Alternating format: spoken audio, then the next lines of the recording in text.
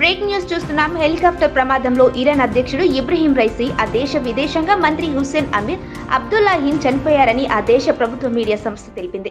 వారు ప్రయాణిస్తున్న హెలికాప్టర్ ఆదివారం ప్రమాదానికి గురైంది. ప్రమాదం జరిగినట్టుగా భావిస్తున్న ప్రదేశాన్ని గుర్తించాం, కానీ పరిస్థితి అంతా బాగోలేదు అని అంతకు ముందు ఆ దేశ ప్రభుత్వ మీడియా సంస్థకు Iran red crescent society head చెప్పారు.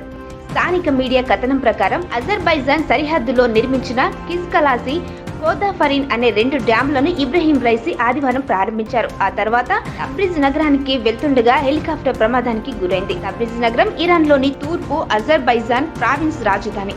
హెలికాప్టర్ ప్రమాదం జరిగినట్లు భావిస్తున్న ప్రాంతానికి సహాయ బృందాలు వెళ్లేందుకు వాతావరణం అనుకూలించకపోవడంతో తొలుత రెస్క్యూ ఆపరేషన్లో ఇబ్బందులు ఎదురయ్యాయని ఫ్రాన్స్ న్యూస్ ఏజెన్సీకి చెందిన విలేకరి ఒకరు చెప్పారు. హెలికాప్టర్ ప్రమాదం జరిగిన ప్రాంతం తబ్రిజ్ నగరానికి 50 కిలోమీటర్ల దూరంలో ఉంది.